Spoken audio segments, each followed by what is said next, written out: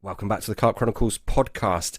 In this episode, we go deep, a sciencey kind of deep, or at least Patrick does. Obviously, with that in mind, this is an episode for bait nerds, bait geeks, whatever you'd like to call them. I mean that most respectful way possible, of course. But it's for people that are passionate about bait and they find the science side very, very interesting. Now, I do my best to kind of figure out what it means for the everyday angler, the person that just wants to, catch more fish and they don't necessarily want to learn about amino acids and carp reception and all that good stuff. So I do my best, but in all honesty, probably one of those ones for the people that are a little bit more interested in the science side of things. Now, for those of you lucky enough to be in the bait club, Patrick is very kindly coming on to answer any questions you might have, and he's going to give away some juicy bits and basically tell us how we can utilize his knowledge to catch more fish.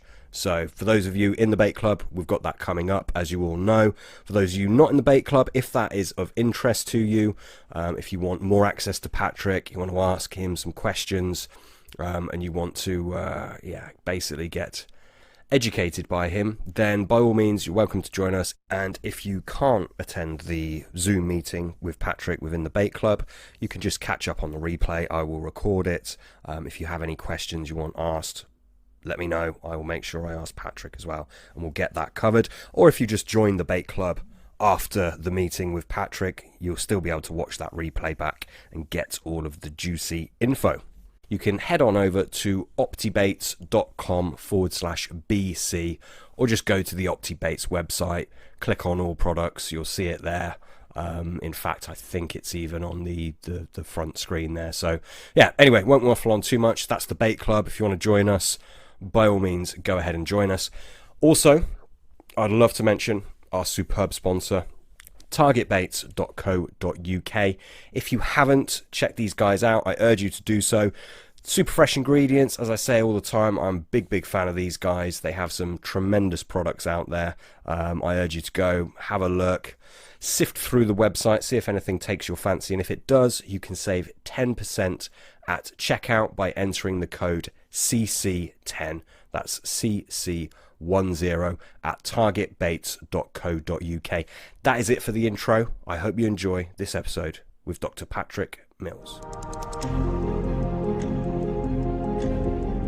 Patrick, welcome back. Thank you, Sam. It's great to be back. It's been a while, isn't it? I think. Yeah. Was it 2021? I think. It's at least 3 years. Yeah, I think we were chatting during lockdown. That's why I was kind of talking to you from my house last time. Today I'm actually at work, but not at work, if that makes sense. I'm sitting in my office at my college with the door closed, but it's okay. We're on I don't have any teaching today, so we're good. Good stuff. So, I mean, obviously, this podcast is going to be quite science intensive, isn't it? Quite science heavy. I'm going to do my best to make this something for everyone.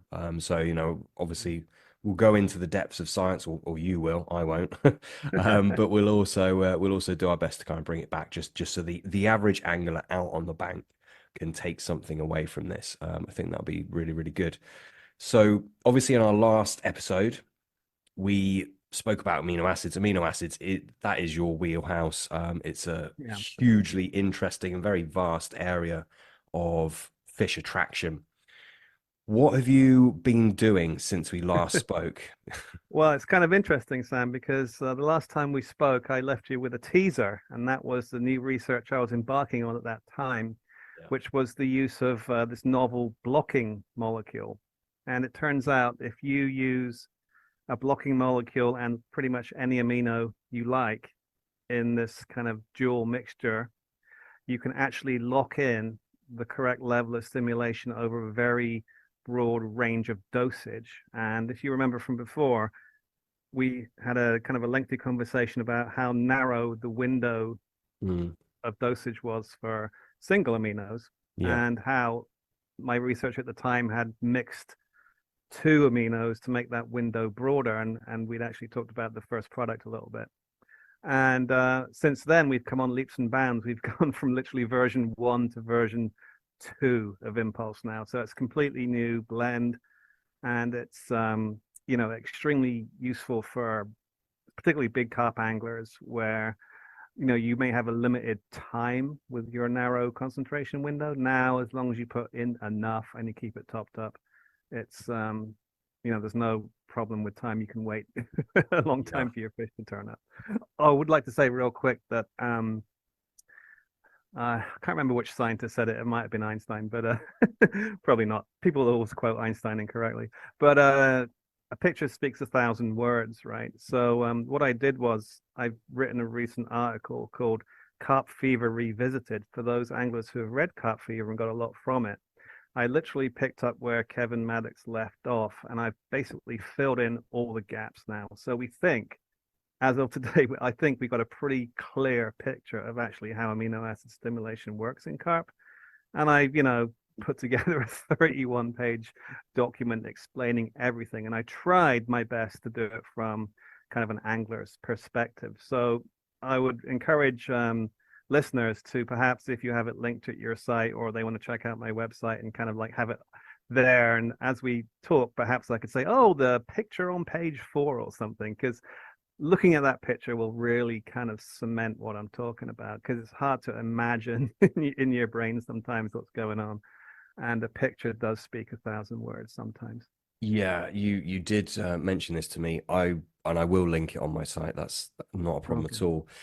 So for the listener, if you go to my website, so optibaits.com/Patrick, you will be able to see exactly what Patrick is talking Yeah. about.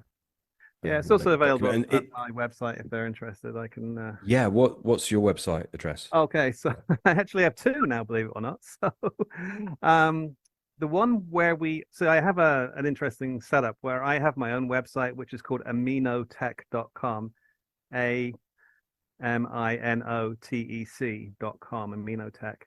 And that's really the research and development site where I discuss in detail for every head in the world exactly how this amino acid stuff works. And I've got probably 6 to 8 like papers there, if you wish, starting from many years ago through literally last week where I uploaded my last one. And if you look for Carp Fever Revisited, that's the article we're actually talking about today, because it's like specifically for carp anglers. Okay, I didn't even know that. I'll do some digging when I got some free Yeah, the time. other site's the one you're familiar with, it's Yeah. biosourcebaits.com, which is our kind of like Shopify site. Mm, Yeah. yeah. So just to backtrack slightly, you were saying about the activity window of the amino acid. Yes. So basically, in layman's terms, this amino acid blend super attractive to carp, but you have to have the right window, the right Yeah. moment in time Yes. where the amino acids are in the right Yes. concentration within the water, which is obviously a big issue because Mm, you don't know when that fish is going to swim next to your exactly. bait to detect Yeah. it. But you have worked around this by adding something to it which you call a blocker, right? Yeah. What is this blocker which would extend the activity time of your amino acids? Well, that's all I can say without impinging on IP. The blocker is a proprietary Yeah. species, Okay. right?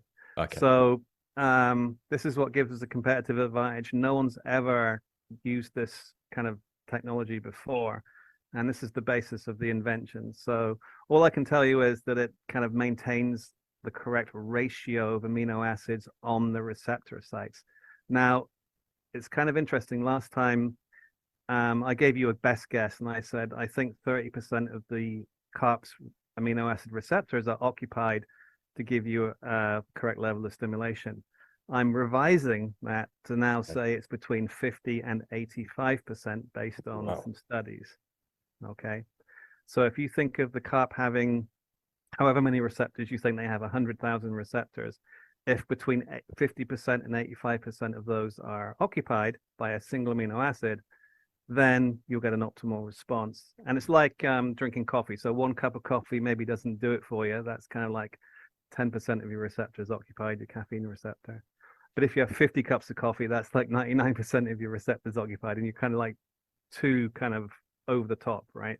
It's like the Goldilocks zone for the porridge, So Mm. not too hot, not too cold, just right. And just right is between 50 and 85. And that's based on literature from medicine, where it's the same kind of idea with drugs in terms of receptor sites, and the therapeutic effect is between 50 and 85. So it's not something I've discovered; it's something I looked up. So, But this has been proven in carp, has it? no, because it's not been proven directly in carp, Right. but it's kind of a standard model of receptor site agonist, they call it. Amino acid is an agonist in the body; it would be a drug. So how amino acids stick to receptors is just like how caffeine would stick to its receptor, an opioid would stick to its receptor, and therapeutic effects happen between 50 and 85% coverage. And is so with that 50 to 85%, is that just a mixture of any old amino acids, a certain type of amino Yeah, acids, so or okay, so let's one? back up a sec. If you remember, I'll give you the first reference from the paper. So if you look at, even if you have a copy of Carp Fever hanging around, Kevin Maddox did this work early on, right? And on page 3, I've basically reproduced Kevin's table of amino acids, and he has excellent reaction, which is a best fit of the amino acid to the site, That's and then yeah, lysine and valine, right? that's correct. Those are the two best, Yeah. right? And then we got good fit, and then we got poor fit, and then we got no reaction. Mhm. So each of those amino acids will occupy the site. If it's a good fit, it will have actually what's called a longer residence time. So it kind of binds and it has time to kind of work its magic for longer, if that makes sense. So a Mm. longer residence time is essentially a good fit. And that's what you want. So that's why valine and lysine are more potent, because they are essentially more sticky. That's a good way to think about it. Yeah. Okay. And this blocker, as you call Okay. it, this Yeah. this isn't a kind of combination of amino acids. This is No. something that isn't an amino acid that you've paired with them. Well, I'll give you like a little tip, right? So, um, when you look at the structure of amino acids, they have I don't want to get into too much detail. They have like a central atom, right? And Mhm. from that central atom, you have 4 kind of groups come off it, right? Okay. So you have the amino group, the acid group, that's why they're called amino acids, just a simple hydrogen, which is just doing nothing. And then what's most important is the side chain. So think of the side chain like the shaft of a key, right? And it's that side chain that's different between the 20 amino acids. And it's that side chain that goes into the lock. Okay. Now, think of then the amino acid a bit like a 3-legged stool. So you have the side chain, the amino group, and the acid group sitting down on the receptor like the legs of a stool, right? What Mhm. I've done with the blocker is essentially remove the side chain, right? So it's a stool with 2 legs, if that makes sense. Makes perfect sense. Yeah. And that doesn't engage the lock, which is what you want, because then it just blocks off the site without activating it. And here's the big trick, right? So here's an analogy I like to use with my students, right? When we talk about this in our research class. So I say, hey, I've got a chessboard and it's got 64 squares on it, right? And, just like a regular chessboard, right? And I want to cover 50% of those squares because we'll assume that each square on the chessboard is a receptor. So I've got 64 receptors and I want to cover half of them with amino acids to make a 50% coverage, get a therapeutic effect, get a stimulation. But this is how it works in nature. So amino acids in the milligram range are literally thousands of times more than you would need to cover those sites. Here's the analogy. So you have a truck with a million, black drafts, right? Checkers, like we say here, and a million white ones, right? The black one is an amino acid, the white one is the blocker, right? Assuming all those drafts are mixed up on the truck, and you back up to the chessboard, which only has 64 spaces, and you pour the checkers or the drafts onto the board. On average, how many of those squares will have a black one? How many will have a white one? Half and half, right? Of course, yeah. It doesn't matter anymore the concentration. That's why the window is now limitless. It now depends entirely on ratio. So Right. as long as we have the correct ratio of blocker to amino acid, we can lock in through ratio the correct stimulatory response. And that is, I think, probably, he said modestly, right? That's probably the biggest discovery, I think, in amino acid science so far, is that you can actually lock in this effect over a very broad concentration range, which is leaps and bounds beyond what we were doing before. And it's actually pretty crazy, right? So you can actually, it's not just doubling or tripling, it's 10, 100, 1,000 times more concentrated. It still works just the same. You don't see that is incredible, really. Yeah, Do you, it's this is way where I don't want to go off on too much of a sales pitch, but this is why we're really launching now, because we've cracked it, yeah. and we feel confident, and we'll actually even guarantee an increase in catch rates if anglers use the product correctly, and we're really putting our money where our mouth is on that one. So, Yeah, I'm gonna grill you on that later yeah, and you can go for it. talk about your products. Yeah, I've got some in front of me, and we will get to it. yeah, So just quickly, so obviously you've extended this window yeah, indefinitely yeah. I of got a when you're picture active. for that, right? Sorry, what was that? I'm looking at our paper here, and if you look, I can't even find it.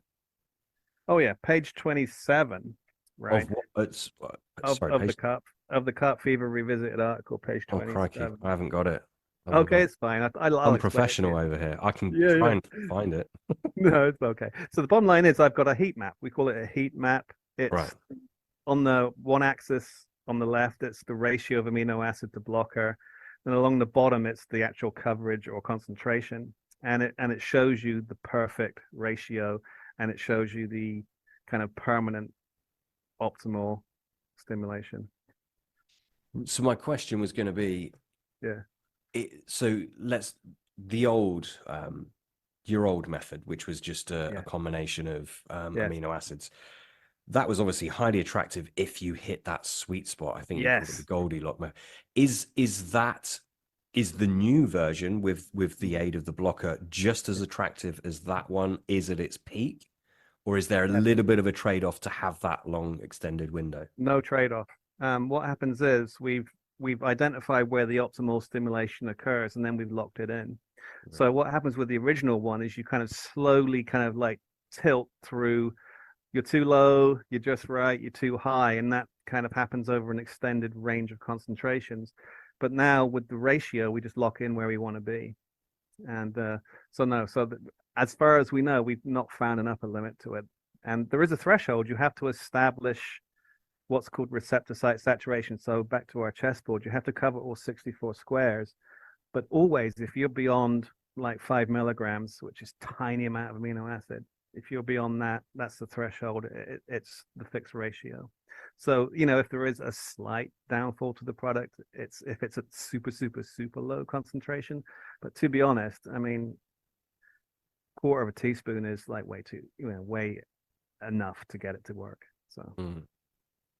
yeah, our actual dosage is for a kilo of pellets, we're talking, or a kilo of boilie just with a glug or something. You're talking 30 milliliters, right? So that's of just a solution sprinkled on it. I mean, which is obviously it's soluble, it's going to get carried away in the current, Mhm. etc., etc. Yeah. That there's no working around that side of things, is there? No, it's an interesting question because what happens is that yes, you're correct. So if I surface coat my pellets, it will slowly wash off. So we tend not to use the liquid, which is kind of real thin, just a liquid, right? But we tend to use, instead of the liquid, we'll use a gel. So we use like like I call it a goo or a goop. It's like a really kind of viscous kind of material, and it washes off much more slowly. And it can also, I think we talked about this a little bit last time, it can also kind of seep into the gravel or into the substrate, and it will remain active for quite a period of time. And because you can be super heavy handed now, so if you really really coat your or glug your boilies, a lot of that glug will seep into the bottom, and it will make an area of attraction, and even if your bait gets eaten, they'll still be coming back to kind of search the area. And we've seen that anecdotally from testers back in the day. Interesting. So, I mean, we're going to talk about amino acids a lot today, obviously, but Yeah. since we last spoke, have you been testing anything aside from amino acids? No, because I'm I very much stay in my lane, as they like to Yeah. say here in the States. So, I mean, I'd spend all my time thinking about amino acids and how I can tweak the recipes and things like that. And to be honest, just recently, I've actually been going beyond tank tests. We talked about the heat map, which is in the paper there. Mm. So the heat map, which shows you the relationship between ratio of amino acids and concentration and stimulation level, that work was actually done using a statistical model. So I've partnered with a couple of mathematicians from my college, and it's kind of brilliant because we of course, got the experimental results 10 years ago, and we know the exact ratio that worked. And then they independently do a statistical model of the fish's chemoreceptors, and they come up with exactly the same answer. So when you have an independent confirmation like that, it really shows you that you're on the right track. So we're doing a lot of models now. Oh, that sounds weird. I do a lot of models. And Lucky that's man. an old science joke. It's just terrible. Anyway, so models are a thing and they confirm what we've shown with experiment. But then they're great because they may show you a better answer which you haven't tried yet. So there might be a spot on the map where you think, oh, I'd like to try that and see what happens. So really good. And another thing I've been working on is expanding the work to be species specific. All right. So Impulse, which is out right now, is a universal fish attractor, right? So every fish we found that is sensitive to amino acids has the same receptor that carp has, which is the basic slash neutral receptor. Okay. That's prevalent in all species, catfish, sturgeon, trout, even, right? And so Impulse works great for everything. However, and I don't want to get into too much detail, there are other receptors in other fish, right? So if you want to get away from carp, other species have different receptors, and you can actually stimulate that receptor, if you like, with a different amino acid and blocker. And that's our next product in the pipeline, which is catatonic, which is based, for US anglers mostly. It's designed to attract catfish specifically, because believe it or not, there are anglers in the United States who do not like to catch carp. They like to catch catfish, and they don't like to catch carp so much. So, that works for them. And then the holy grail, if you like, is our final product, which I'm actually working on right now with the US government and United States Geological Survey. I'm just talking with them now about a product called Cyprophil, which, if you like your Latin, is called carp lover, right? Cyprophil. And it's a carp only attractant. And so they're interested in attracting the Asian carp, especially to their nets, not catfish, right? So that will go in their nets and they'll, preferentially catch these invasive Asian carp. And because the Asian carp and the common carp have similar receptor set, I'm hoping to that'll carry over directly to the angling market. But that's kind of in the early test stages. I'm actually, believe it or not, testing it for the first time in the lab this coming Friday. So I suspect by the time this goes to air, we'll have tested it. But yeah, so that's in the pipeline. And to make a very lengthy sentence even longer, the final one is what we're calling hydrostim, because we know that anglers love to use hydros or hydrosates as fish attractants slash bait ingredients, things like that. But they're of limited effectiveness in terms of stimulatory effect. We can talk about details later. But what you can do, you can add just enough blocker to any hydro in theory to make it highly stimulatory. So that's kind of a holy grail. And I've been talking with a hydro manufacturer, right? And as long as I know the ratios of amino acids in your hydro, I can probably, fingers crossed, make that hydro super stimulatory towards carp. So you can use I know anglers love to use hydros as glugs and things. So, right now hydros are off the table because they interfere with the current product. But then, because we now understand how the receptor system works, we can actually use that to our advantage, and we're hopefully going to get this hydrostim out by the end of the year. Yeah. So when you say hydrolysates are off the table, you mean to be used in conjunction with your product? Yes, it's one Um, of the key things, because the trick is to maintain. Well, just to backtrack, Impulse is a blend of blocker and an attractive amino acid. Now I think you know which one, right? So It doesn't matter which one you use, to be honest, right? But it's the blocker that's important, right? So it's an amino acid and the blocker in a fixed ratio, right? Remember, we wanted that ratio on the receptors. So 50-50 ratio if you want 50% coverage. Yeah. Now, if you add that impulse to a hydrolysate, which has loads and loads and loads of free amino acids, suddenly it's a 90-10 mixture and it's not going to work. So it's all about maintaining that ratio, right? If the ratio is skewed through the addition of external amino acids, it isn't going to work. Right. Yeah, because there's free unbound amino acids in the hydrolysate. Yeah, there is exactly. So and they're actually at quite a high concentration as well, right? So I don't want to get too techy, but out there in the wild, there's a natural background concentration of amino acids in literally any water system. Yeah. So it's very tiny, but it's there. And so what fish actually detect is an increase in background, and they basically follow the concentration gradient, right? And that leads them to their food. Mm. You said I think you said one amino acid, and then you said it doesn't matter which one you use. No. Did I hear you right? Well, yes and no. Okay, so with more detail. So cyprinoids, their receptor is what we call a bivalent receptor. What does that mean? It means it has a spot where a basic amino acid can sit, and it has a separate spot where a neutral amino acid can sit. Yeah.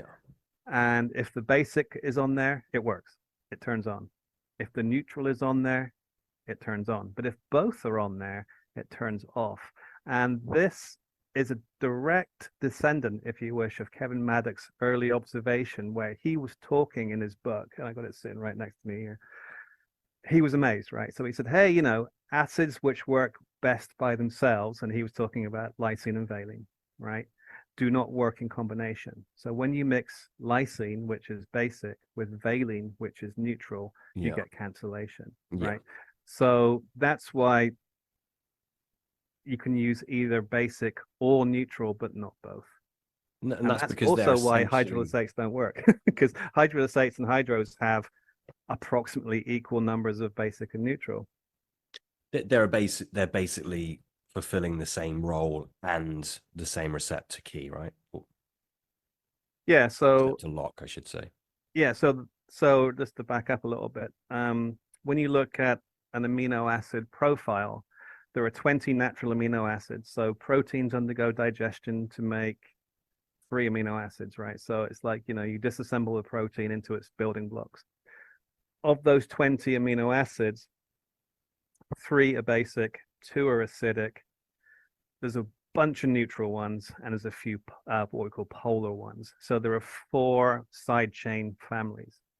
And it turns out that carp are really only sensitive to basic and neutral. And guess what? Kevin saw that, right? So he said lysine and valine, basic and neutral, are the best on their own.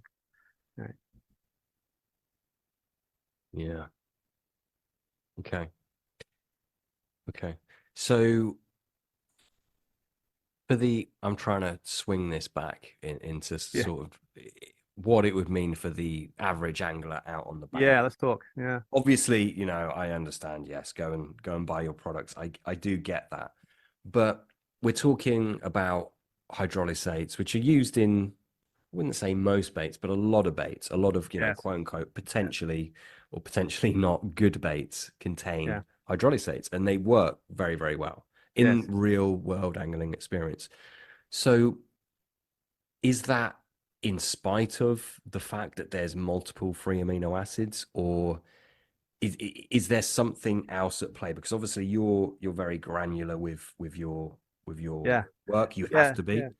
But I understand exactly where you come from. So nature is actually extremely clever, and it's kind of interesting as a scientist, because when you kind of find these things out for yourself, you think, oh my God, that was so simple. Nature is its beauty is its simplicity. Yeah. Right.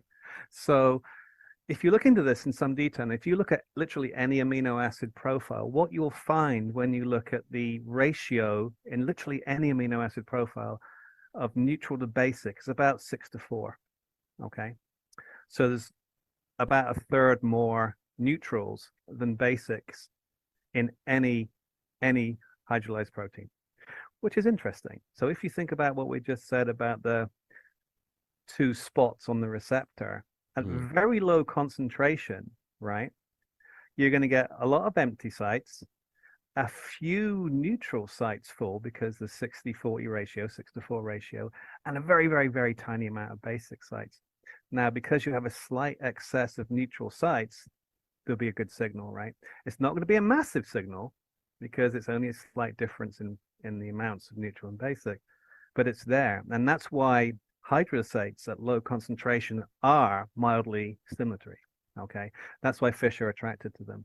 However, and this is where it's kind of a warning sign for anglers, if you overdo it, right? So now you've thrown in a bunch of hydrosate. It doesn't matter that it's a 6-4 ratio. You put in the world supply of both types of amino acid, all the sites will be doubly occupied, meaning they cancel. So you see that Kevin Maddox thing. Yeah. Yeah, so hydrolysates at high concentration are tasty for sure because it's, a taste thing as well. But in Yeah. terms of amino acid stimulation, it turns off at high concentration for them. And is that more when you blend different or I should say, would that be heightened when you blend different types of hydrolysates?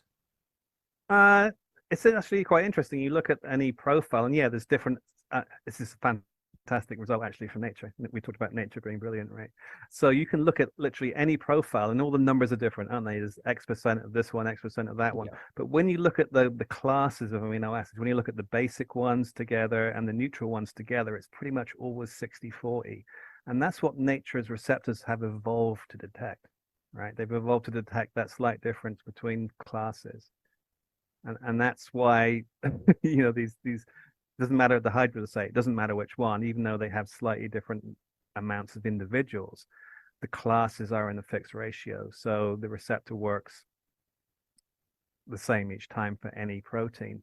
And it's actually, just as a quick side effect of that, this is why carp and catfish are different, because catfish have another receptor which allows them to detect the slightest amount of amino acid in the water because they detect all 4 classes, whereas carp only detect 2, which is better for carp because carp are omnivore grazers, right? The amount of amino acids coming out of a bloodworm bed is massive compared to a single dead fish, right? So for catfish, they're wired to detect small amounts of amino acids from all 4 groups as fast as they can, swim over there and grab the dead fish. Carp, they can't get overloaded, so they only have the one type of receptor, which then allows them to graze. All right. So people think, oh, different amino acids for different fish. Well, not really. It's more about forage. It's more about forage. So if it's a small single food item, 2 receptors. If it's a big bed of food, it's a 1 receptor. So that's why carp have evolved to be grazers, I think, and catfish more predatory scavengers. So the receptor types within a fish are really governed by food. That's what I'm trying to say. So really, if we wanted to enhance our bait somehow, Yeah, rather than using these weird and wonderful hydrolysates and yeah, different things like that, are we actually better trying to utilize one singular amino acid that's attractive, say lysine, yeah. valine? If you get this is the problem, because this is our original product way back. Oh, geez, 16 years ago. Our original product, hence the name of the company, right? So Biosource Bait's original product was Biosource, right? And Biosource was a single amino acid product. And the reason it worked was because we use very, very strict dosing protocols. And when someone buyed the bait, well, sorry, when someone bought the bait, they literally were told, you add exactly this much and you feed exactly this often. And it's brilliant for pole fishing, right? Because the match angler would literally, as routine in match fishing, feed a little pot every 15 minutes or so. And we figured the rule of 15. So it was like, a 50 milliliter pot every 15 minutes. And that seemed perfect for a single amino acid. But that's very strict, right? And then the second generation, and it was strict because the concentration window is extremely narrow. And that procedure kept it in that window. But that doesn't work for big carp, right? Because you're not feeding every 15 minutes, right? So that's why we went into the route of first was the aminoplex, which is called Jigsaw when we first developed it, which was used with Richworth's S-Core. That first broadened the window a little bit, and now we've kind of got the window really broad. So for anglers wishing to do their own, and I do have some hints and tips if they want to do it themselves, in the Carp Fever Revisited article, I literally tell them what the jigsaw is made from. And they can read between the lines at least and make their own, right? And I'm comfortable doing that because the blocker product is far superior. So we're pursuing the blocker now, which is the holy grail. Yeah. And the old stuff, single amino, yeah, throw it in there at 0.5% by weight. You're catching fish, but not as many as if you use the other products. Yeah, interesting. Yeah. Interesting. I mean, we we're talking about the attraction of amino acids a lot. You Yeah. touched upon the gustatory effect, the palatability. Mm. The palatability side of amino acids, does that differ from the attraction side? Are Oh, some absolutely. Yeah. very It's two. stimulatory? Yeah. Are they It's very two different stimulatory on mechanisms. one side and then not the other? How does that Yeah. balance up? Yeah. So fundamentally, the 20 amino acids are all to some degree stimulatory. And if you look at Kevin's league table, super good, good, poor, and none isn't really none. They're just not concentrated enough, right? So they're all stimulatory to some degree. And it's to do with the goodness of fit. Now, what was your question? Sorry, I was distracted. Oh The, yeah, so the, the gustatory versus olfactory. So what yeah, you're talking about there with Kevin's table is olfactory stimulation, right? So it enters through the nares, through the nose of the fish. It gets washed through the olfactory bulb, they call it, and in the olfactory bulb, there's like this what's called the epithelium, right? The olfactory epithelium, which is like a skin, right? Super high surface area. So you've seen those pictures of your stomach, right? It's got like all those ridges and stuff, so it absorbs food. That's the same as the nose, right? So the olfactory bulb has this olfactory skin, and on that skin, that super high surface area, sit the receptors. Okay, and they're turned on or off. It's a very simple thing: on or off. mm, Food here, food not here. So there's no subtlety to it with amino acids just in the nose, so to speak. However, this is why we call amino acids the primary switch, right? Or the primeval switch, I should say. That's what we call it, because it's evolutionary speaking. I don't want to get into details of evolution and genetics and things, but it's a very simple evolutionary thing to make essentially just two proteins, and they'll say yes or no for food. That's what the receptors are. But then when you look at millions of years of evolution, now we can tell the difference between stale bread and fresh bread, right? Amino acids can't do that. Those very complex molecules associated with those foods now interact with newer, evolutionary speaking, dedicated receptors. We may have 100,000 different types of receptors for different kinds of food, right? And we can tell rancid from fresh, strawberry from lemon, things like that. That's not amino acids. Amino acids is yes or no. So amino acids generally, we don't associate them with taste. However, just by luck of the draw, some amino acids have a shape which matches the shape of some of those food molecules. So, for example, we know MSG, right? That is a flavoring, and that is an amino acid. It's a salt of glutamate. It's an amino acid, yeah. Yeah, right. So MSG does double duty. It has taste and amino acid stimulatory properties. And glycine also. Glycine has sweet properties, right? It tastes sweet. And it's often used as a filler in like those saccharin packets and things like that. So yes, glycine and MSG will stimulate amino acid receptors, but they'll also stimulate olfactory modern taste receptors as well, right? Or smell receptors, I should say. Yeah. So yeah, there's a little bit of double duty for a few of them. Yeah. Do you look at the gustatory side of fish Not at at all? all, no, because No. the amino acid receptor is in the nose, so to speak, and Yeah. gustatory is in the mouth. So the barbels of a fish are basically gustatory, right? So like their tongue is their barbels, kind of thing.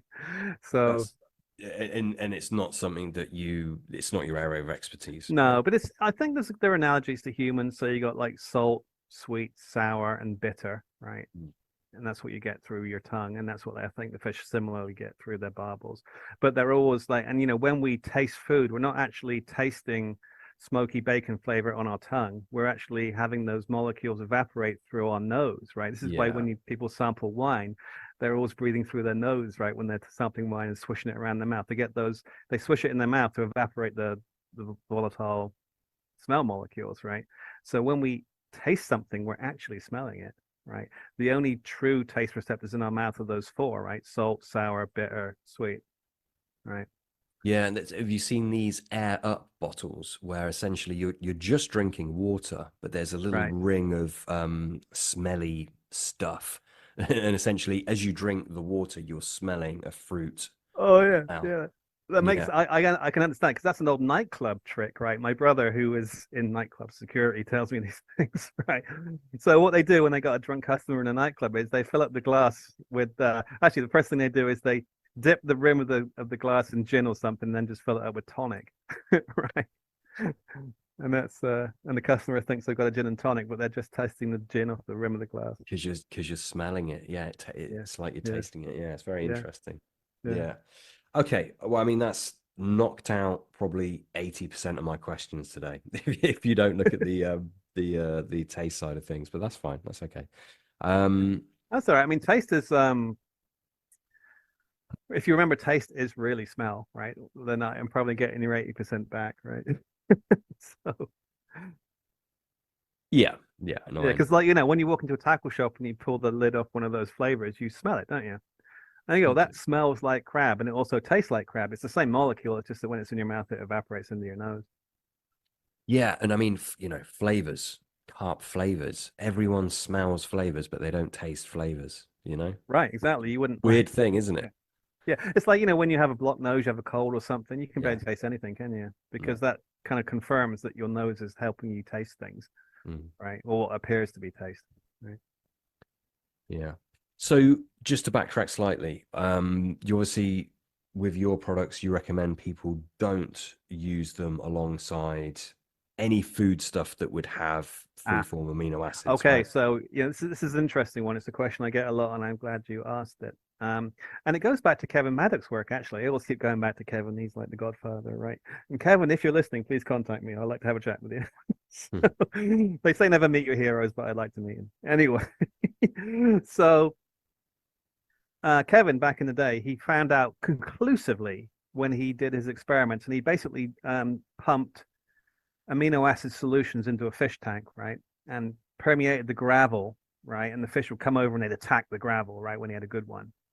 And so he was able to create this league table, of like fish activity just based on observation. And we essentially do the same experiment today in my lab. It's a very great experimental procedure. Works great, right?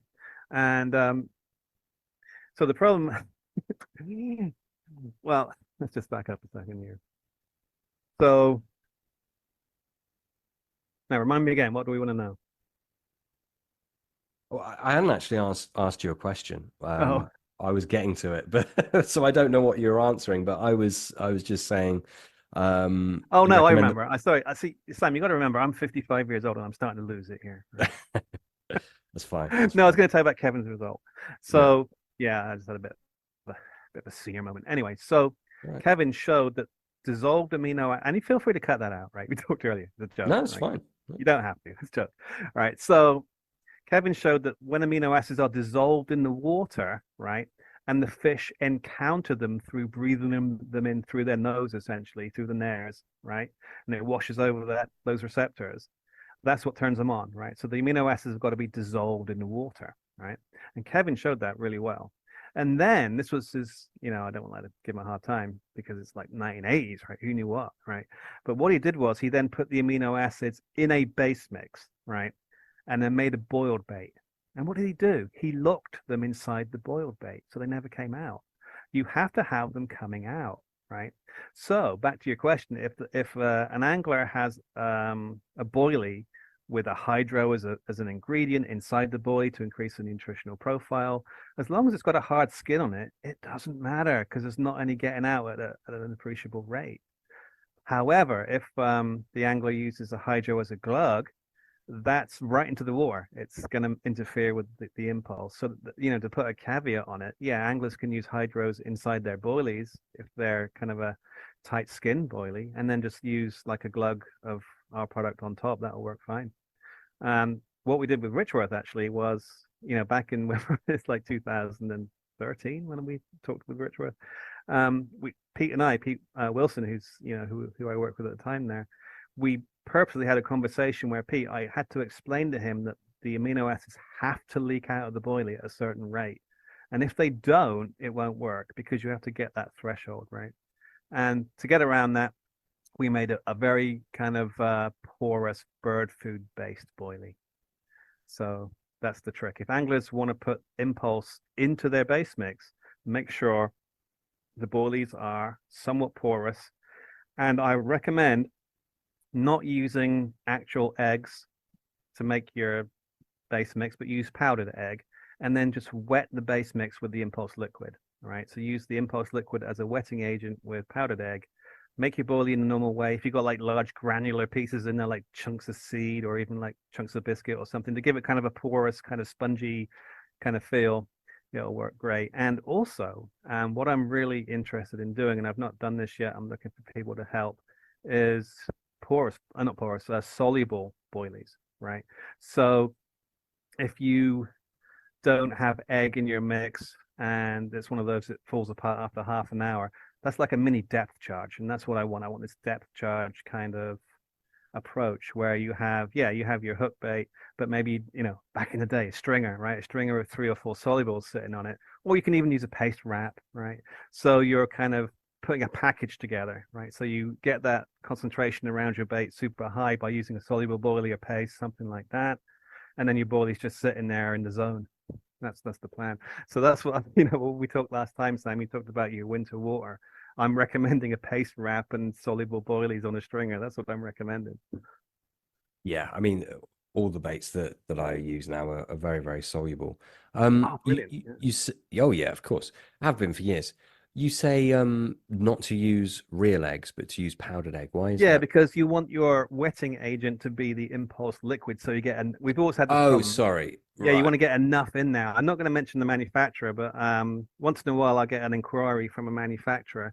And this is kind of a common question. They just want to kind of put something in the base mix and then put a boilie on a shelf, right? So I have to have the conversation about porosity, right? So you got to make it porous, and that means I've got to make a bird food bait. It won't be very hard. It won't last as long, and then the list of like reasons against it get longer and longer. But unfortunately, it's a catch-22. If you want to put the impulse in the boilie has to be porous or soluble. Yeah. Or you use a glug, right? And that's the other option. Or, and my favorite way of fishing is to use like a small PVA bag of pellets.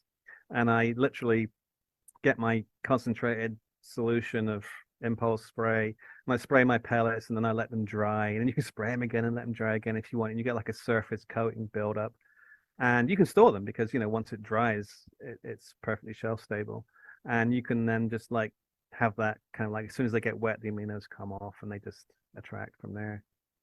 Right. So yeah, sorry, I thought you were talking about general boilie mixes that people would make at home. You're saying don't use egg if you're utilizing your impulse product. Yes, because you want to keep the wet side to the impulse, right? Yeah, So use the egg. Yeah, the egg is used as a binder, of course, right? yeah, But it's also the liquid part as well. yeah, I okay. want to make the liquid part just impulse, Yeah. right? So I get as much impulse liquid into the boilie as humanly possible, right? And to do that, I would use powdered egg instead of like liquid eggs. If that makes Mm. sense. Yeah. Yeah, Mm. no, I get it. And just touching on your products, so I've got some of them in front of me. You very kindly sent some to me, or your business partner, is it Mark? Yeah, it's kind of interesting because the last time we talked, I was, I'm a scientist, right? And I have Mm. literally no business experience. I just kicked myself in the, shot myself in the foot there.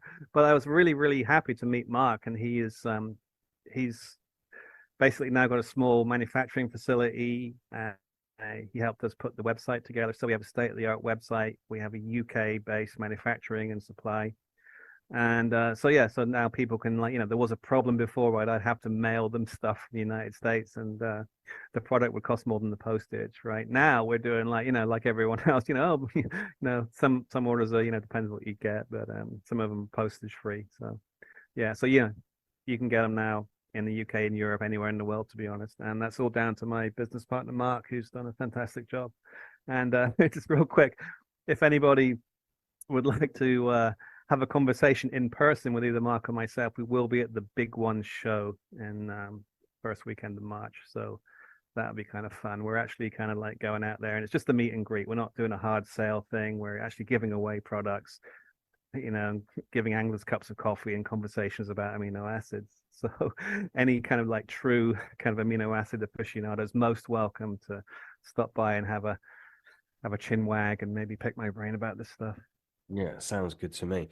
So yeah, Mark sent me these products. I got them in front of me. Yeah. Now I can't actually remember what I was going to say. Now I was going somewhere with that, but they they're not so the liquid, for example. This Yeah. is flavored with a fruit flavor, Yeah. right? Yeah. So this is So yeah. clearly it's clearly not just the amino Yeah. acid and the blocker Well, and okay. guessing So let sweets. me explain. So the original is still available. It's one of our quote unquote flavors, but it's unflavored. So the original is just the blocker and the amino acid, and it's tasteless essentially. Mm.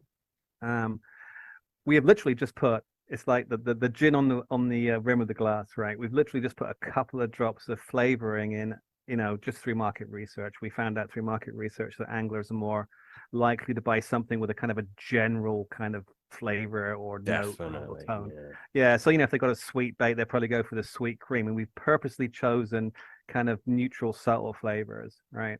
So we got a fish one, we got a sweet cream one, we got fish, sweet cream, and fruit. Yeah. So they're all very subtle, and we didn't go for any outrageous choices, right? Just middle of the road, simple flavors that would match or complement any of your own bait. So if you're using like, a spicy plum, I don't know, I'm making something up here, Hmm. you go with the fruit. If you're using the milk protein bait, go with sweet cream, stuff like that. So yeah, so they're Although perfectly. essentially that is just in the angler's head. It doesn't matter. You could use Yeah, so it's just the fruit basically with a milk. just a Yeah, it match. doesn't matter. Yeah, I mean, if the flavor isn't your cup of tea, just use the original, right? But like just our market research showed that anglers would Yeah. really like to have a little, just a subtle flavor. It's like it's less than 1% of the bottle is flavor. So, Yeah, I didn't know if you looked into those flavors and if they somehow worked hand in hand with the amino acids, but I think you've answered that. well, yeah, I mean, the amino acid. It's interesting. We talked about it like 2 years ago, right? It was like long time. But what happened is that long range attraction is more or less flavor, right? And short Yeah. range stimulation is amino acids. So Yes. they work very well as a 1-2 punch. Um, yeah, so I'd recommend everyone who fishes with the bait also use it with some kind of flavoring of some sort, because that's what brings fish into the area more or less. That flavor will carry further than the amino acid as well. Yeah, I think I probably asked you on the last episode, Yeah. how far can it carry? It was Ah, so hard to answer, wasn't it? at the time, it was a great idea. It's a great conversation we had last time, because at the time the answer was a very short distance. And if you remember, I mentioned that when I go fishing, I I start, because when I'm doing my research, I research, right? When I'm just fishing, practicing and testing different things, I use a match pole, right? A carp pole. So I'm fishing at 11 meters with a pole cup and all that. Yeah. And the first thing I do is I just get like a can of cream corn, right? Put it in my pole cup and put a big squirt of pineapple in there. That goes in, right, when I'm setting up. And then that flavor starts to bring the fish from far and wide to kind of investigate, right? And then once I plumbed up and everything, then goes the bait, and the bait has the amino acid on it, because the amino acid is more of a short range thing. So if they're within a couple of feet of it, they'll get stimulated. And that was at the time the way to do it. But now with this new product where you can put in as much as you want, literally without overdosing the fish, if you put more in, it will have a longer reach. So you may have like I'm not talking like hundreds of yards, maybe, probably 10 yards perhaps, right? If you put in enough. So it is a bit longer range now because you can Mm. put in more. And remember that it's the concentration of the amino that turns them on. So if you put Yeah. in more, it's very concentrated around your hook. And as you go further out, it's less. So yeah, And there is a is limit to this, it. yeah, is this mostly through ionization, in your opinion, or something else? Well, it's interesting. Ionization is one of those words that kind of appears in the literature, and people are kind of, have different definitions of what that means, right? So all amino acids are actually ions, right? It Yeah. means they have because what happens? Okay, so I'm going to give you a chemistry word, right? And the chemistry word is Zwitter. Z, sorry.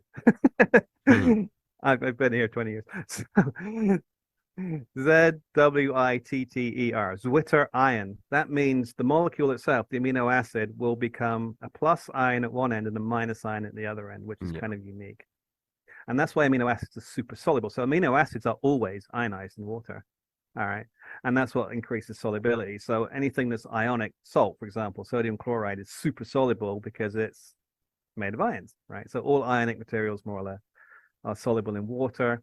And amino acids turn into ions when they get into water. So yes, they undergo ionization. Yeah. So that's the process of making ions. Yeah. So ions are kind of it's not like a thing that determines their potency. It's just a thing that always happens, right? So it's it's a thing that's always in the background. It's not really anything to do with the stimulatory effect, whether or not it's an ion. It's not. It does affect solubility, but it doesn't affect potency Got you. of amino acids, right? Some things, acids, for example, citric acid, right? Citric acid is like attractive to carp because it has that kind of nice, kind of like sour, kind of acidic taste that carp like.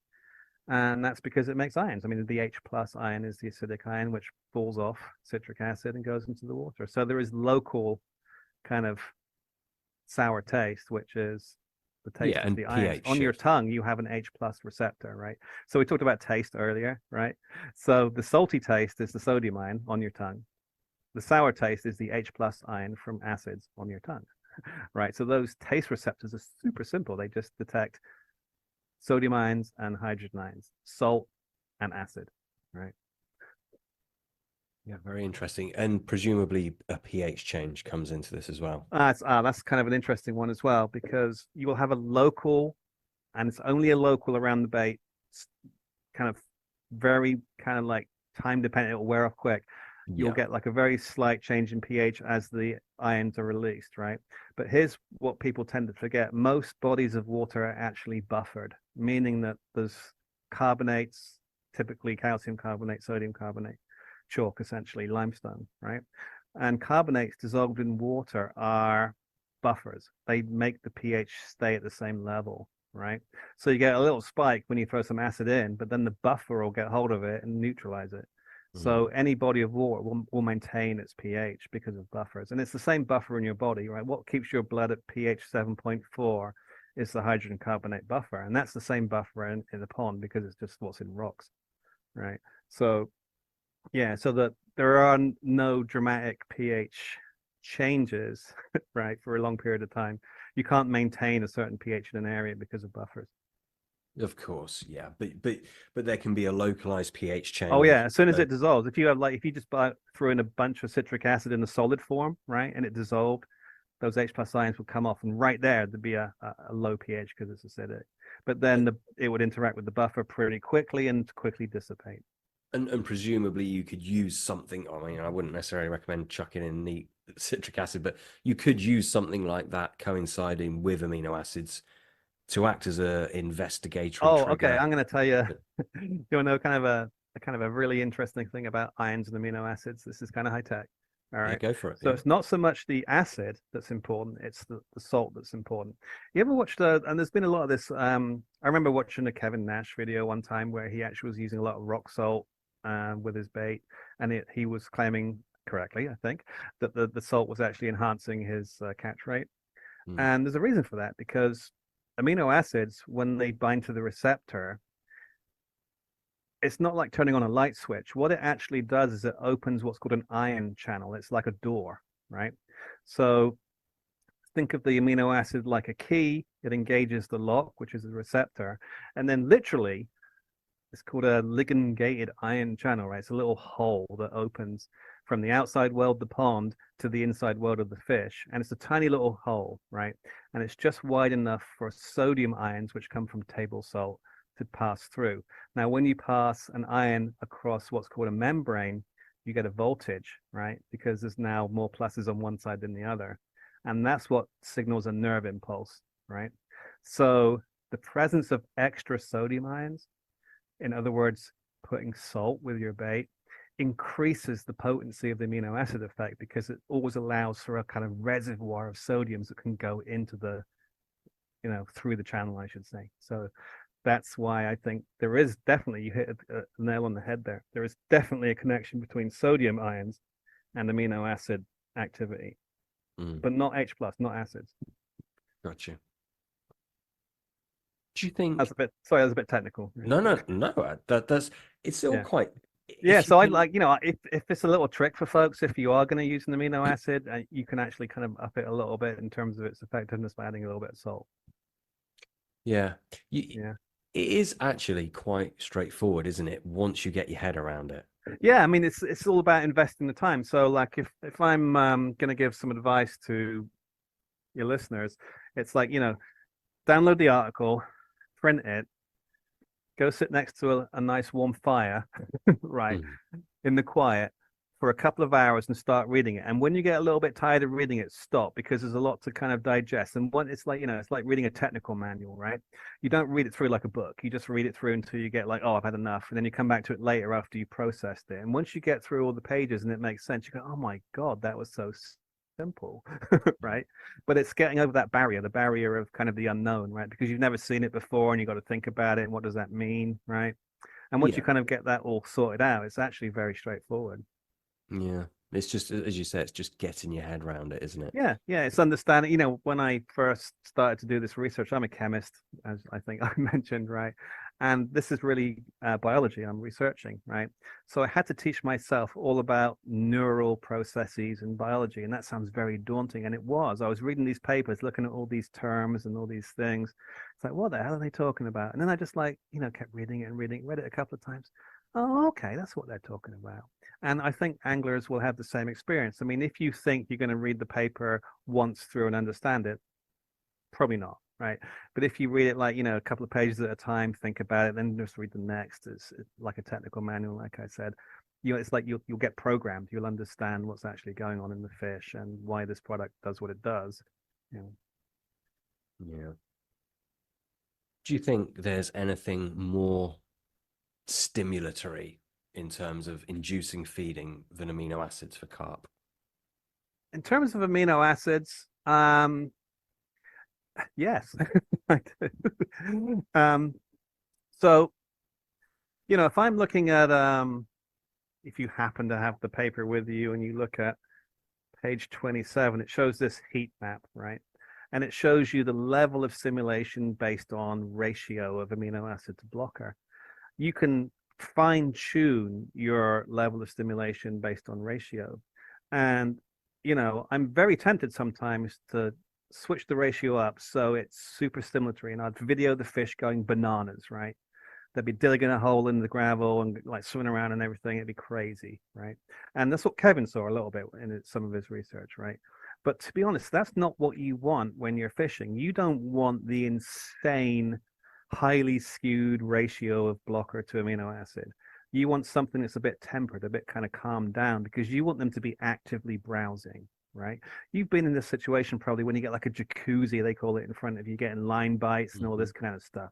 You don't want the fish tearing around, digging up the bottom, going crazy. You want them to be like 3 cups of coffee, not 30 cups of coffee. Yeah. So we've purposely chosen a ratio that gives the optimal catch rate by not making them go crazy, right? It looks good on camera if you make them go crazy. You think, oh, that's awesome. But in a fishing situation, it's a nightmare, right? So we have that capability. We have the capability to make them go nuts, but we don't ever use it because it's too much. It's too much of a good thing. We want to kind of get it so it's just perfect. It's just active browsing. That's what you want, active browsing. Yeah, but unless you're fishing single hook bait, right? Oh yeah, that would work. It's interesting if you have a single hook bait, but then you get the you've probably had this experience, more match anglers, I think. You get like hooking outside the mouth and that because they're biting too fast. You want, honestly, if I'm going to say that you want to stick to the active browsing because you'll get slow, steady, hookable takes rather than hooking outside the mouth when they're kind of like darting around. Yeah, because I understand where you're coming from with a single hook bait. I think I understand your question better. So single hook bait, you're saying, oh, you put a lot on it, but then when it kind of dilutes out, it's the right level. I think that's what you're saying. Is that right? Well, yeah, I mean, Yeah, you're saying it's a nightmare if the food is too attractive, presumably yeah, because they're frantically going around mopping yeah, up every food morsel. But if there's one singular source of yeah. this attraction, they'll be able to track that back to that one bait and then presumably eat that with gusto, which obviously helps rig mechanics, etc. It's you're on the right track, but how I say it is this: so it's all about the ratio, not about the amount, right? So you're thinking, oh, I'll put more in there and they'll be more active, right? That's not how it is. You can put the world supply in there. If it's at the right ratio, it'll be like moderately stimulatory. Not more. No, I didn't mean Yeah, that. I didn't mean more. Yeah, so we purposely want to keep that ratio active browsing, right? Mhm. Okay. Yeah. And to be honest, I mean, you want a lot. You want a lot of something that's just optimal, not a little bit of something that's over. Yeah. Yeah. Does that make sense? It makes perfect sense. Yeah, it makes Yeah. perfect sense. Yeah. I don't think it's to be honest, I don't think it's possible to kind of make well, I don't know. I mean, if you, I've talked to a couple of anglers about this, and when we had some trials, we had some. It's great when you start talking to anglers because they come up with some super ideas, right? So, like, what they were doing is they were like taking their base mix and they were kind of soaking the base mix in the impulse liquid, and then rolling it, their bullies around in it, and then drying it, so it would be like those cultured baits, right? So they had like a super attractive kind of soluble skin on their boilie, right? And then they'd cast that out and it worked great because the body would land and then the kind of the coating would kind of fall off a bit like a paste wrap, right? Essentially, so basically they're making their own kind of pseudo paste wrap. And this is why Mark and I, we saw this in action. Well, Mark did. And we said, oh, that would be, that works great for a paste, right? And this is, barbel anglers love this. We've got a few barbel anglers that like to buy the paste because it kind of sits around their hook bait. And in a river, you're worried about washout, right? The product washing out, but the paste, because it's kind of super, you know, doughy, it's got a lot of liquid in it, right? It maintains kind of a lot of load of amino acid and it Yeah. leaks out over a long period of time. So, Yeah. if you're worried about that, I would say if you're going to fish for a long period of time, use a paste wrap or the Mm. soluble boilies we mentioned. Yeah. I've got some of your paste in front of me. Yeah. It's the fish one. It Mm. really it smells. If that is just a flavor and not actually Yeah. a fish meal, it smells very, very No, natural. there's fish meal in there, I There is think. I fish mean, meal. I have to talk to Mark about it because when you make a paste like that, you have to have some kind of ingredient, right? So I think Yeah, he's of got some kind course. of meal in there. Yeah. I mean, he's the expert with the bait prep. So if anyone has a question about what's in the paste, info@biosourcebaits.com, Mark will send you an email back. Mm. Yeah. Is So there I any? think I remember there's definitely some kind of fish meal in it. Don't quote me, but I think that's It right. smells like there is. Yeah, Yeah. it really Yeah. does. Yeah. Yeah. Is there any substance that is more attractive to carp than an amino acid? I think methamphetamine, maybe. That's a Really? joke. Nothing that I know of in terms of a food base, no. Okay. I know there are other things. Oh, I'm going to tell you that controversial, right? Ready? Go for Pheromones. That's it. what's more Yeah. attractive. Ooh, Yeah. watch out. Yeah. So, like, Yeah. that is kind of like that's out of bounds attractive, right? Yeah. So, and it's, verging on immoral, to be honest. But I've never actually ever it's hard to get them anyway here. I can't even buy them. I wouldn't anyway. But if there was one thing out there more attractive than aminos, it would probably be pheromones. Yeah. But I mean, really, they're engaging their brain in a different Yeah, kind of yeah. neurochemistry rather than a feed. It's like crack, really. It's Yeah. just yeah, because like fish are wired to eat and have sex, right? Of course. Sounds like Yeah. a Saturday night in Cheltenham. That's where I'm from. Are you from Cheltenham? Is that My brother and my mother live in Cheltenham, and I lived there briefly before I came to the States. Yeah, that so was I it? have an affection for Gloucestershire and Cheltenham. Yeah, Yeah, yeah, yeah. yeah. Yeah. Um, okay. I mean, have you obviously your testing is very extensive with what you do, obviously with amino acids. Do you or have you in the past tested other things, more traditional ingredients, yeasts, things like that? Yeah, so what have I done in the past? Not really. It's interesting because I'm not so much interested in the nutritional profile of a bait. I'm more interested in its porosity, its solubility, kind of more physical properties rather than taste and smell. So one of my goals has always been, and this is kind of an aquaculture thing, so fish farming, right? So fish farms use, we're all familiar with the gratings, pellets, and things like that, right? So those pellets are made from fish meal typically, and the fish love them, right? I mean, nutritionally balanced, fish grow well, good, right? But there's kind of a movement in aquaculture to kind of use a lower grade pellet, right? So when they start using bone meal, for example, which is much cheaper but not as nutritional, but if you eat more of them, it's the same kind of nutrition. So they want to kind of switch over to a kind of a cheaper pellet sometimes, but the fish won't eat them, right? Because they don't taste good. So the thing has been, well, let's take our cheap, not so tasty pellet and put some amino acid in it, and the fish will eat it. And that's kind of the philosophy I take with me when I fish. So when I use pellets here, they're not like high end, you know, carp pellets from the fish shop. They're actually real cheap, buy them in 25-kilo bag horse pellets, right? And they're just like very, very simple, like compressed soybean meal and stuff like that, cheap ingredients, right? So it's literally a tasteless kind of like bread product, right? And I want it that way because I don't want the pellets to be super attractive. I want them to become attractive as carriers of the amino acid. So the pellets are purposely dull because their entire job is just to get amino acids to the bottom and then like exude them and not get eaten, right? So the longer they stay on the bottom and like disintegrate, the more amino acid I get into the swim. So I don't want those pellets to be eaten quickly. Fish will eat them, of course, right? But they're not super palatable. They're kind of very bland, right? If I'd use kind of like nicer kind of fish meal pellets, they get eaten quicker. And I want them to kind of be depth charges. I want them to kind of exude the aminos. Mm. So you've never tried things in your tank testing, sort of like Marmite, different fish meals, things like that?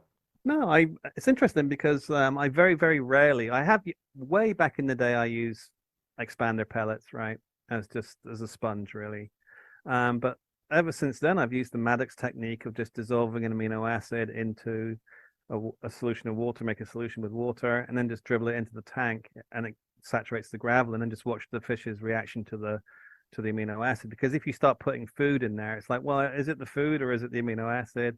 You can test the food by itself, but my focus has always been It's not your enhancing interest, food is it? baits. Yeah, Yeah, of course. Yeah. yeah. So I time is limited. So Yeah. Yeah, of yeah, course. No, of yeah. course. So, I mean, you're obviously a very scientific, thorough scientist. Oh, that's a compliment. What, Thanks. what is your testing protocol? What is your Oh, process for testing things? okay. I have a research group here at the college, and in my research room, I have four 55-gallon fish tanks. Hmm. And I don't know if you remember back in the day when you took a chemistry class in high school or even college, there were these things called burettes. Do you remember those things? Yeah, Like a of big course. tube, and it empties from the bottom. Yeah. And it allows, and I bought these special burettes. They're called dosing burettes. They're used by pharmacists, chemists, if you like, to dispense like larger volumes of liquids. And so I use that large burette to dispense 150 milliliters of my solution at a time through a pipe, just like Kevin Maddox's experiment, into a special diffusing apparatus, which is like a little cup with gravel in it, right? So the cup is 120 milliliters. I put 150 milliliters of solution in it, so it just overflows just a little bit. And then that's perfect. Then I've kind of primed that little area there, and this cup sits under the gravel. And you watch the fish's reaction to that, and we film it. It's kind of interesting because we film the response, and then once because you can't just look at it because you become like you have confirmational bias, right? So students want to see things, and guess what? If you want to see something, you'll see it, right?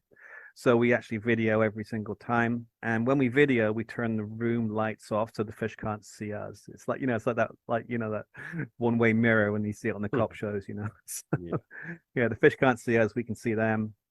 And to be honest, they're a bit more. It's more. They have more natural behavior when the lights are off. Yeah, you have to sit there for 5 minutes to get used to the light level. Yeah. So then we, student doses, cameras on. You usually see the because it's very weird because you got to be, and this is kind of the fine tuning of the system, right? So you got about 3 minutes after the amino acid goes in there. That's the magic window where you see a fish come over or not, because past 3 minutes or so, because it's such a small volume, 55 gallons, the tank fills. They spread out, right? The amino acids fill out to the whole tank, and then they could be biting the glass or something. And you got to kind of get that localized kind of response, which Kevin saw, right? So we've literally Kevin got the correct technique down. We've modernized it just a little bit with like more specialized equipment, but it's the way to go. And the important thing is it happens right away. As soon as the amino acid goes in and they get a sniff of it, they go over. All right. So this is how we're able to kind of establish kind of lower limits of concentration. We kind of so we do a kind of like a stepwise addition. So we do a real low concentration first, then higher, higher, higher, and you get to the point where suddenly a switch goes off and you hit threshold. And that's where we know where the thresholds are, and they'll come over and they'll start to bite away. And then for singles, if you keep going, they'll turn off almost immediately because of the narrow window. But when we use the blocker, they just keep going over for 10 times, 100 times, 1,000 times stronger. They're still going. So There's no risk of them associating the lights turning off with some kind of stimulus. It's a good question. So yeah, we try and sometimes we do like a placebo, right? So we do like a just water. Right. Yeah, and I also feed them at night, right? So when I go home, I feed them, and I turn the light on sometimes, turn the light off sometimes, so they never see it coming, right? They don't. Right. I tell you what, they do recognize as food.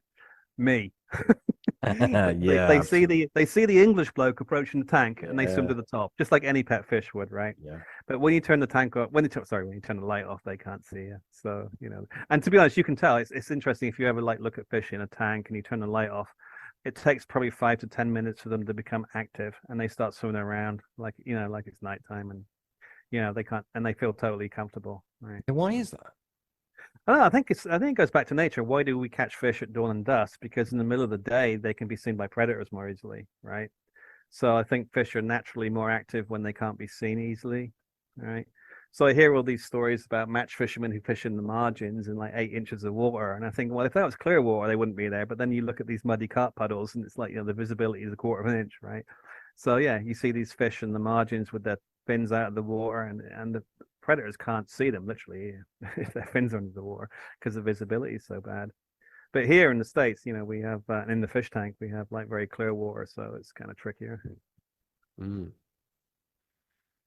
Yeah, definitely. Okay. Sorry, bear with me a moment. Oh, sneeze there. Sorry, Patrick. Do you have a sneeze button? You're a professional. You have a sneeze button. Yeah, I was just going to say your article, which I'm looking through now. Yeah. It's got so this is obviously in reference to Kevin Maddox. Yeah. Kevin Maddox's trials. You've got Got the fever amino region. acid table here. Yeah, phase 3, But yeah. there's only, I think, 17 amino acids there. Yeah, he didn't test all of them. Right. Okay. Yeah. But you have, obviously. No, I concentrate on the best ones, to be honest. So So you haven't tested the other three because they don't fall in the actually, I right will type. tell you one thing. There are a couple of minor corrections to Kevin's table, but fundamental, because what else is interesting is that Kevin's table came out in the mid 80s, Mm. and then there are a bunch of academic studies literally years later which literally gave the same result, right? So if you want to go and look up Kevin's table kind of done scientifically, you can Yeah. find that there's an author called Saglio and there's one called Caprio. Caprio does catfish, Saglio does carp, and they basically came up with the same table. So Kevin's results were confirmed independently by other groups who tested again, they tend not to test all of them because it's a lot of work, 20 amino acids, right? So they tend to take representative samples, right? So they don't test all the neutral ones, they test 3 or 4, right? Stuff like that. So, but Yeah. for the basic, they can test all of them because there's only 3 or 4 basics, right? And there's only a couple of acidic ones. So they can test the basic and acidic, all of them. And then the polar and the neutral, there's lots of them. So they be a bit more selective. Yeah, but to be honest, So, there is a very minor correction in Kevin's table, and it may be kind of controversial, but oh, I think he muddled up asparagine and arginine. right? Because it makes no sense Yes, yeah. where they are. So if those two are switched, it absolutely fits our model, right? So, and to be honest, I thought I'd test that. I thought I'd test arginine, right, which is the basic amino acid, but its solubility is really, really poor, so it's really hard to test. So that wouldn't be one, even though it's basic, it wouldn't be one we would use because you couldn't get a lot in the water. Yeah. Would you say that using arginine with other amino acids would be a good route to take or not? No, because at the end of the day, you want a super soluble amino acid. You want as much amino acid as possible dissolved, because then you can add like literally a few milliliters, right? If you have something that's 100 times less soluble, you've got to add 100 times more for the same effect. So instead of 30 milliliters, it's 3 liters, right? So Yeah. this is why I've always concentrated at the top end of the table, valine and lysine, right? Because they're the most potent and they're also quite soluble, right? Other ones, for example, even though it's quoted as being poor, MSG, glutamic acid, actually does work for carp at super, super, super high concentrations. I won't get into the details why, but the no reaction is actually a very weak reaction from Kevin's table. And aside from that, there are no reactions. It's just very, very weak. And the switch of arginine and asparagine it's perfect. It's exactly how nature is. So well done, Kevin. 1984 Yeah. in his living room. Imagine it. Some guy just by himself in his living room figured all that out in Oh, 1984. amazing. Yeah, Yeah, yeah, yeah. it's amazing. Yeah. Yeah. Yeah. Um, you only use one amino acid in your product Ah, line. well, currently we Oh, use one amino acid and the blocker, right, in yep. impulse. We use one amino acid and the blocker in catatonic. So a carb favorable basic amino, right? Mm. Read between the lines. Hmm. Yeah. And literally MSG, right? So catfish, MSG, and blocker, right? That's your catfish. That's your well, impulse is everything, right? For the other two inventions, which are species specific, you have to mix acid and base and blocker in a specific ratio to get it to work, Mm. right? So that's what we're working on right now. So we're moving from a binary blend we call it to a ternary or like three blend, right? So that's the secret. So as we go to three amino acids, we'll get species specific attractants. So what I was going to ask is because you no longer using an amino acid combination blend, Yeah. obviously feel free not to, but are you happy to tell people the two aminos you were using in your old product? I'll give you a big clue. One of them was obviously lysine, Of right? course. And remember we talked about the receptor being basic and neutral? Yep. You can choose virtually any of the neutral amino acids. And it wouldn't matter.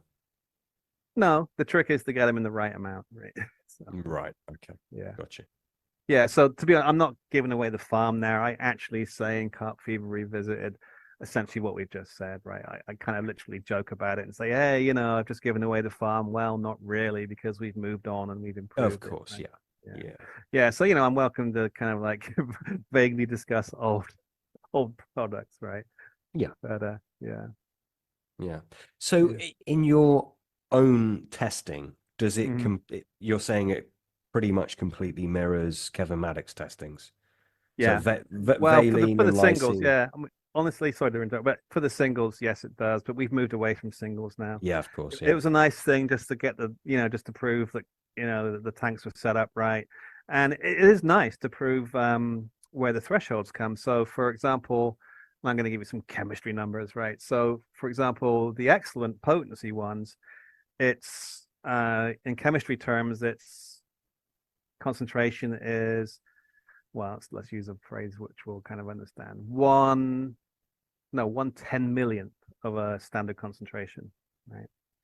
Okay, so 1/10 millionth of a standard concentration is the most potent. Then it goes orders of magnitude. So then it's a millionth, then it's 100,000th, Mhm. and that kind of like order of magnitude is each column, right? So each time you get more potent, you need 10 times less essentially. Yeah, of course. Yeah, I mean, for those who have taken like a chemistry or a biology course in high school, they'll know what the standard unit of concentration is in chemistry. I don't want to blind people with science, so Mm. it's just like I use the phrase molar, right? So like a 10 to the minus 7 moles per liter is the threshold for the potent ones, 10 to the minus 6 for the medium, 10 to the minus 5 for the weaker. So you go through 3 orders of magnitude. Yeah. Yeah. In terms of, I know I'm constantly switching gears here, That's right. but it's just there's so many ideas popping into my Yeah. head that I want to make sure I ask them all.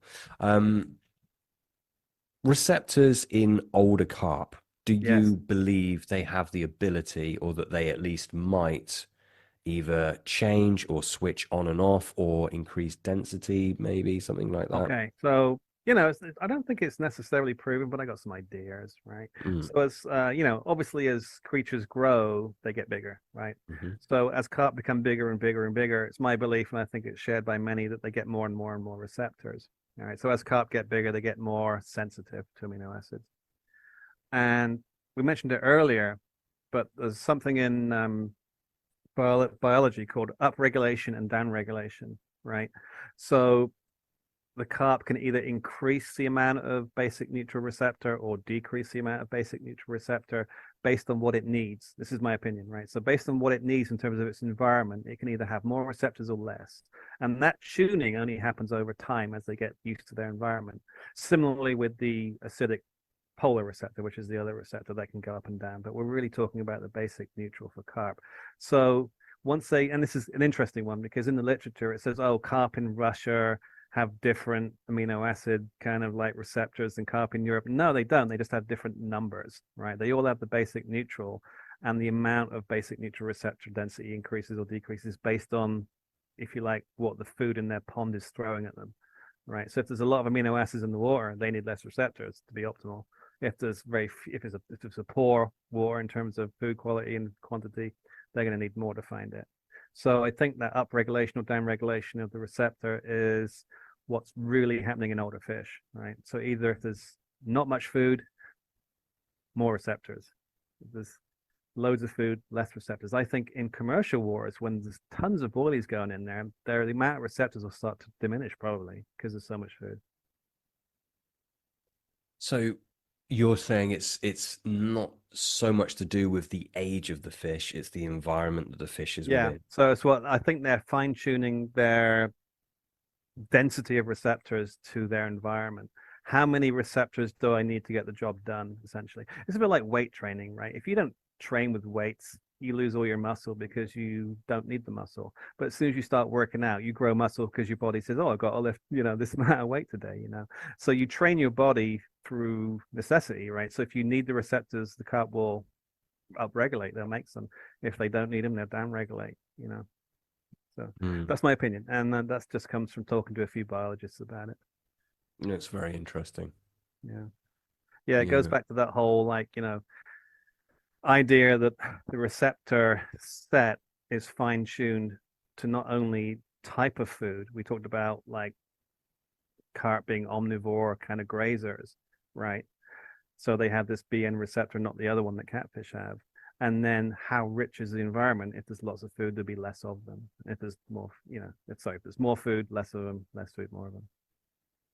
So let's take a lake, for example. When Yeah, I'm fishing several hundred lake acres, there's at least two carp in there that are probably nudging 40 years old.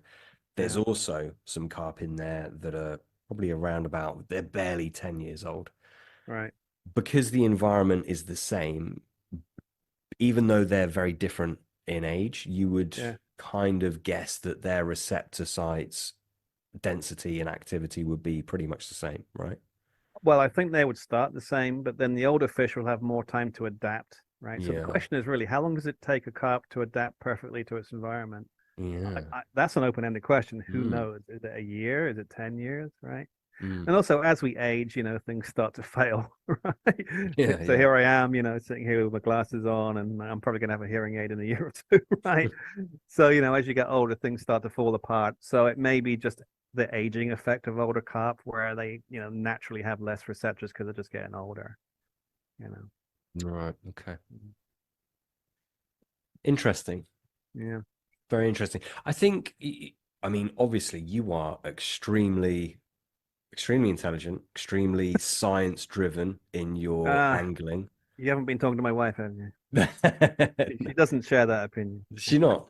I'm joking. I love my wife. She'll have to tune in. I'm not going to let her listen to this podcast now. So, I mean, I think we're possibly on different ends of the angling spectrum in many ways, right? So, Yeah. what would you, how can I phrase this? What do you think someone like me would benefit from bringing into their own angling? So I'm very Okay. much I'm very interested by science. Yeah, me too. I'm somewhat I know you are. I'm somewhat scientifically minded, Yeah. but I'm Okay. very much about going out there, doing it, seeing what Yeah. works, and just Yeah. testing things You know, relentlessly. I we call people who have kind of a natural interest citizen scientists here, right? So I'm a citizen scientist. I have this natural curiosity and I go out fishing and I don't go fishing, I go experimenting. I just try different things. I think Yeah, you're probably the same way. Um, but the trouble is with amino acids is it's a long, big learning curve. There's so much to learn and you learn I learn something new every day, right? I learned something just 3 days ago, which kind of like was a light bulb moment. So I'm always discovering new things and making papers and things like that. And to be honest, it's been a 20-year journey, right? Now, so here's my kind of observation. So either you can go on the 20-year journey and discover all this yourself, right? Or you can listen to the guy who's already done it, right? I don't want to kind of blow my own trumpet too much, but the information's already there. And we talked about, if you really read these articles I've written and other academic journals which are referenced, you'll pretty much in just a couple of weeks, maybe a couple of months, pick up all the information you need. You won't have to reinvent the wheel. It's already been invented. No need to reinvent it, right? And people will say to me, "Oh, what happens if I put this amino acid in this thing and this, that, and the other?" I go, "Like, just read the paper. I mean, don't try and figure it out from just first principles, right? So if it's been solved, just go look it up. Don't try and no, reinvent the wheel." yeah, I get that. Yeah, I guess a different way to ask is yeah, what, how would perhaps a more kind of, I don't know how to say this. I really don't know how to sum it up, but an angler that's very much first and foremost they're an angler, right? They are going out. Perhaps they're not wanting to test the water. They're not wanting to yeah, go in and try this. And there's not the abundance of fish in front of them. right, They're perhaps going out and perhaps they'll only catch 3 or 4 carp a year. right. Maybe a few more, but what would it mean to those anglers? What can they do? Because that's a very different type of angling to what you do, of course, because you couldn't Yeah, do the work that you do if you were doing that yeah, type of angling. What does it all mean for that type of angler? yeah. So if you're catching just a few big fish per year, you're going to be waiting a long time between bites, right? Of course. So it's all about attraction, and then when they get there, because they can, these big wise old fish, they'll come into a baited area and then they'll like think, oh, something's up, and they'll just like leave, won't they, without picking up the bait. Yeah. So I think, to be honest, we've talked about it a little bit. The first thing, personally, if I was trying to catch a big fish and I'm like targeting a big fish and it's going to take a big campaign, several months to catch it, I would use, an attractant, right? Like a flavor, try and get them in the area, right? Something subtle, maybe. I don't know. But then I'd make sure that when the fish get to my baited area, they pick up a bait. And how would they pick up a bait? Well, I'd make sure it's got an amino acid package with it, right? Because once they get close to it and they get that on signal, Yeah. they really have to eat it at that point. So, we have lots of like reported kind of things of anglers catching like the venue record fish many times over on our products because the fish has come in and it's just been triggered. It just picks up the bait, right? So making sure that amino acid package is there for a long period of time is kind of tricky, isn't it? Right. So my recommendation would be, yeah, use the solubles, use the glugs. And I know you don't want to put a lot of food in, you want your boilie to be there. So the question is really, well, how do I get the amino acid in the area? Well, you got to use the solubles. I think that's probably and we are looking for people to actually start making these things. I'm sure that's the future is getting that depth charge down there. So it Mm. takes the stuff down there, deposit it, and then it's not a food item anymore. much like the low food value pellets I mentioned earlier. Yeah. So yeah, it is when you were saying earlier about you wouldn't want to change the ratio of the blocker and amino acid to be Right, too stimulatory, right? right. I kind of think of all the times that I've witnessed. Yeah. I'm thinking of one particular fish at the moment. Yeah, Sam, Annoyingly, you're starting go. to yeah, you're starting to win me over a little bit because like if you really want to trigger that really Yeah. kind of Th- cagey one, Let, but I'm let's. not saying you want a jacuzzi, right? So maybe like up it just a shade, right? Um, and it's kind of interesting. I like this conversation because different fish have different temperaments, right? So it's Mm. easy to catch the small ones, isn't it? Because they're they put like fear to the wind and off they go, right? But the big ones they're a bit cagey, aren't they? So yeah, that little They extra kind can. of like kick might be worth it. Yeah. Yeah. So if Mark's listening, hey Mark, big fish blend. I mean, He's gonna email me like literally 5 minutes after listening to this.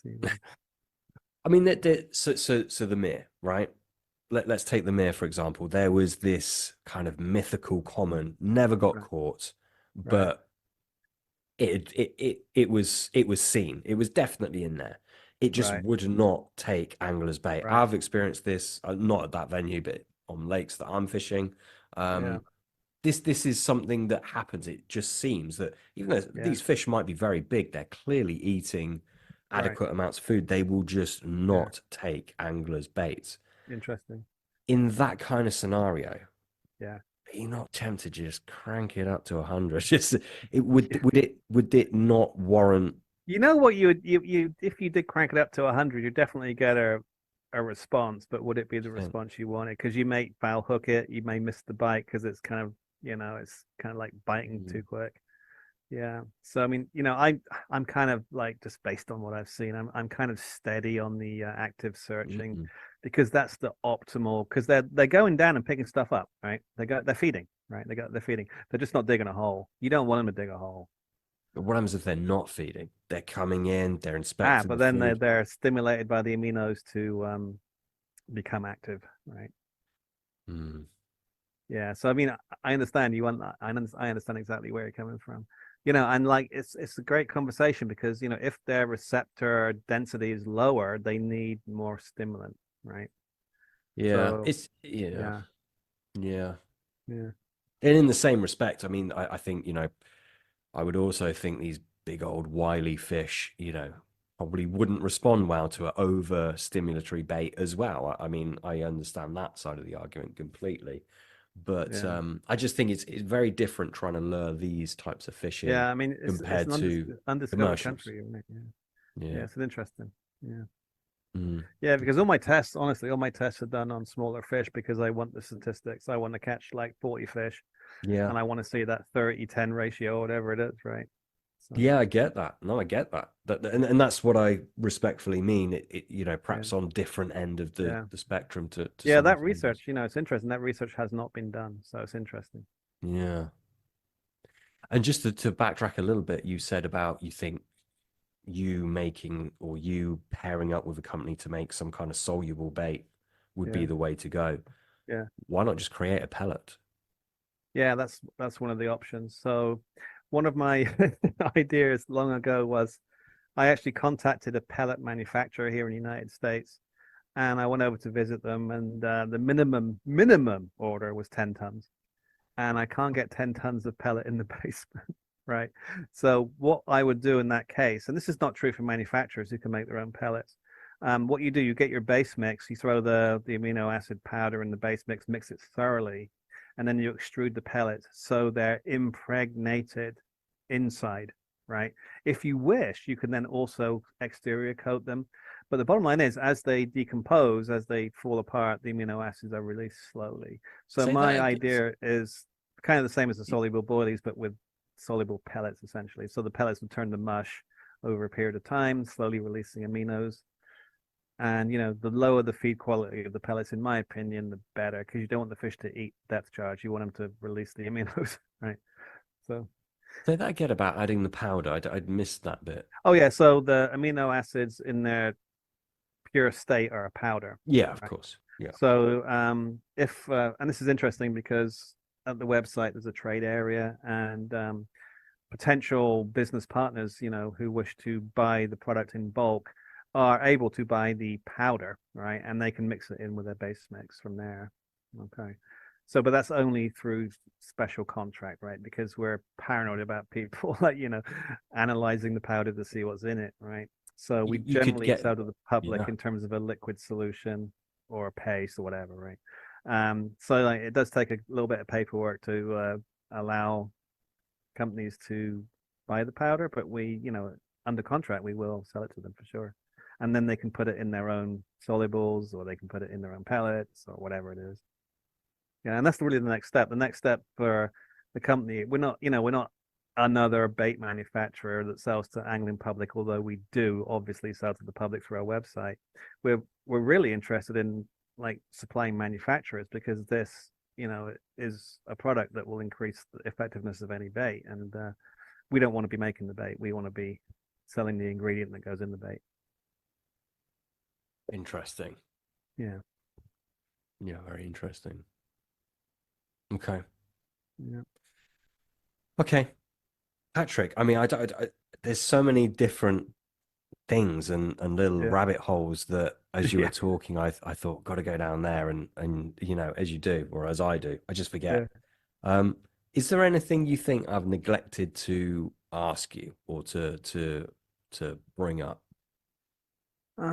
Let's just recap the main points, I guess. So since last time, where we were using a dual amino basic and neutral blend with a reasonably broad window, that's now old science, and we're now using the blocker amino blend with an unlimited window, essentially, right? So we've now completely upgraded the theory and the associated Impulse 2.0.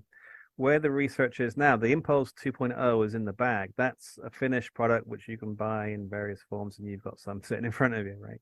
And that's a universal attractant because every fish has the basic neutral receptor, right? What we're on now, and this is kind of the exciting thing we're doing this spring, is we're going for species specific attractants, and that's kind of a whole new game for me, right? So we already got the catfish one pretty much in the bag. The carp one and the hydro one I mentioned are kind of a real kind of passion for me at the moment. I'm really excited by these two projects. And I'm also really excited by the mathematical modeling we've been doing with the math department here at college.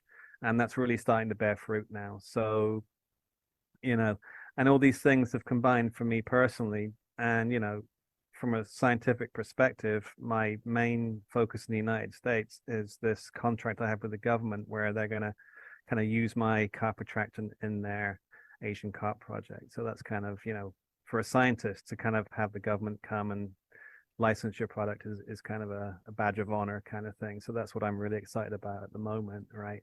And as a carp fisherman, from the UK originally, my passion, of course, lies with carp fishing. And because the company owns the intellectual property, it's just licensed to the government, I can use that in carp bait. So anything that comes from this government research can, if we want, be used for carp specific attractants, which is like an exciting product, which we're kind of really kind of excited about that getting to this year. So yeah, that's in a nutshell what my life is at the moment. So, It sounds very exciting. It's yeah. obviously very Yeah, the interesting. funny thing about it is, there are, like we mentioned earlier, there's only so many hours in a day, and I forgot one thing. So there are, only so many hours in a day, and I'm very much the science guy in the company, right? Mark is very much the engineer slash production guy, right? And a business is a three-legged stool. The one leg of the stool we're missing is the marketing salesperson. So if there's anyone out there who's kind of like saying, "Oh, I'm looking for like a job with the startup that has a future," right? We're looking for someone who can really push that aspect. And someone who can get in there and someone who understands marketing, which I have no idea about, right? Someone who understands sales, which I have no idea about. I'll give you the product, you sell it, right? It's like, as I mentioned, entrepreneurship is not my my forte. Amino acid science is. So, we're always looking for that third person. And this is actually interesting because I want to thank you, Sam, because when we had our first conversation 3 years ago, whenever it was, Mark actually listened to the podcast, and I threw a thing there. Yeah, we're looking for partners in the UK because at the time I was mailing stuff from the US, right? And Mark actually stepped up. We had a great conversation on the phone, and that was the start of a great partnership. So it was literally down to the podcast that Mark and I were able to get together. So that was awesome. Oh, So amazing. hopefully that'll pay off as well for someone who wants to be that third leg, right, of the company, right? So Yeah, absolutely. yeah. Absolutely. So lastly, obviously new product line, they can find that at biosourcebaits.com. Yeah, Right. that's where the products are. And the scientific work is at aminotech.com, which is our Oh, other website. and there's something else actually. Sorry, here's me rounding off. Yeah. Something I wanted to give you a grilling over, if that's all Oh, right. okay. Get to grilling. Your what's this guarantee? I don't think it's a Oh, yeah. guarantee, but it is a All right. kind of Yeah. guarantee. So this What is is my this? naive marketing idea, right? And the third person will probably say, "What are you doing, silly?" I'm But the going to say it bottom now. line is this, right? So when we did the spa shot study years ago now Mm. with Jigsaw, which was our like inferior product, right? We got like an average of a 2.1 to 1 catch rate with and without, right? And an average. So on average, they double the amount of fish if everything else was equal, right?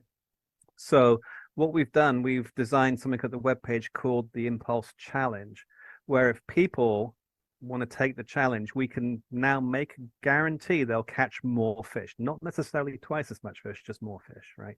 So we're Yeah. saying, hey, if you fish one rod with the product, one rod without, you'll catch more fish on the rod with. And we're guaranteeing that based on not just me kind of like flapping my gums here, but based on results from scientific studies, right?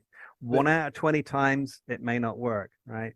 But the the rules of the challenge are you got to do it twice, right? So it's a one in just statistically, what if they do it right? There's a 1 in 400 chance they won't catch more fish twice in a row.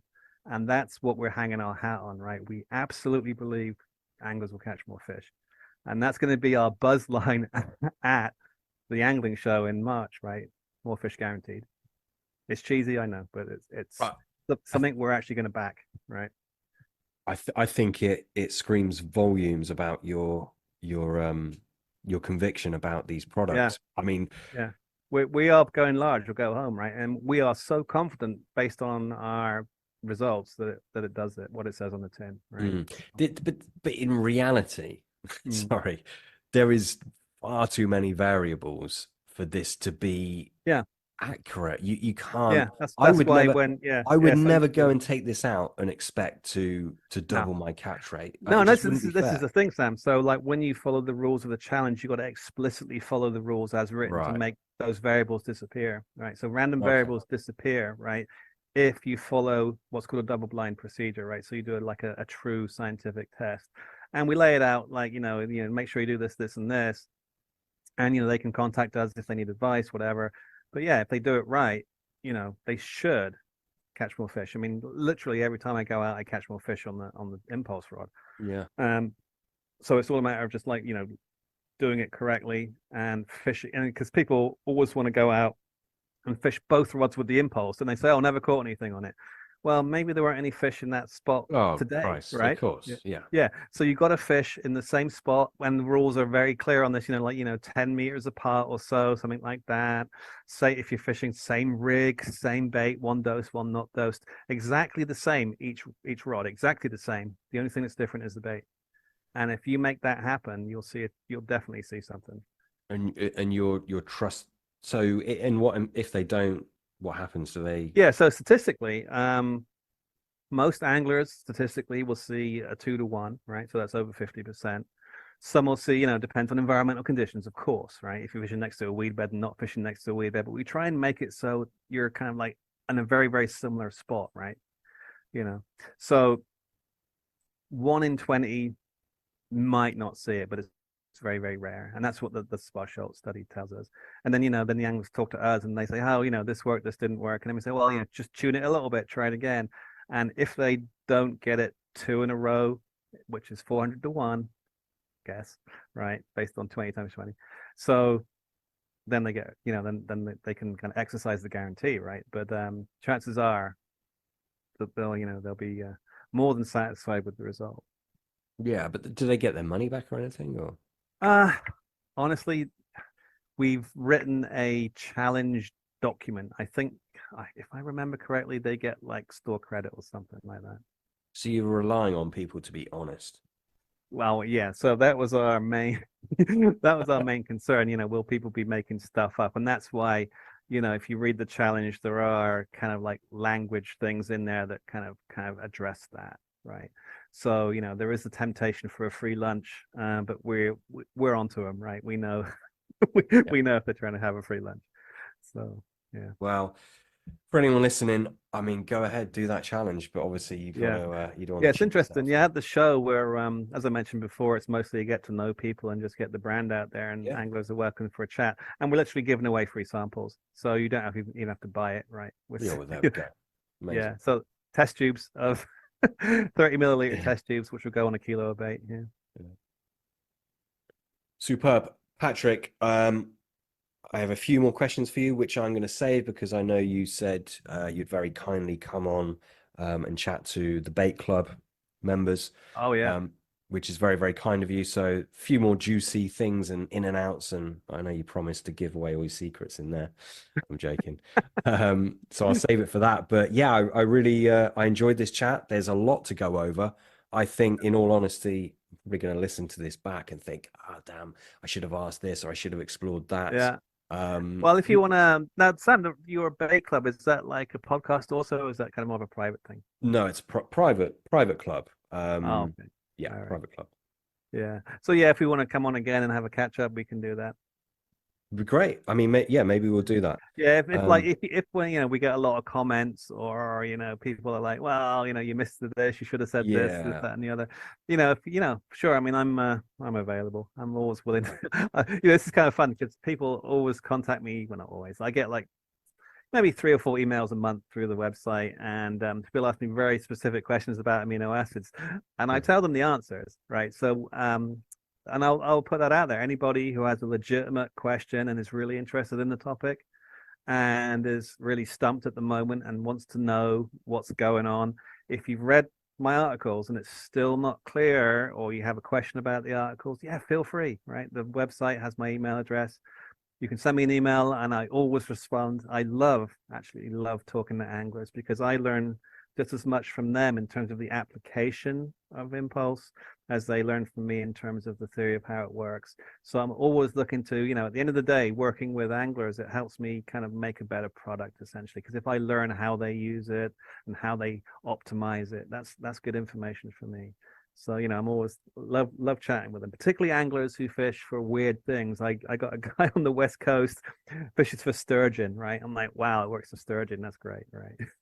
So well, you've done it now. You're going to get inundated with people, I'm sure. yeah, I don't mind. All right. So it's like one of those things, right? It may take a while to reply, but I will reply, right? Yeah, yeah. So hold tight. If you send me an email, I will reply. Or better, just come and talk to me at the show, right? If you make it out to Farnborough in the first week of March, second and third, I think it is, the big one, the show. Yeah, we'll be there hanging out with a pot of coffee and you know a table, and just sit there and have a chat, right? That's all we're doing, right? We're not, no hard sell, just chatting. Awesome.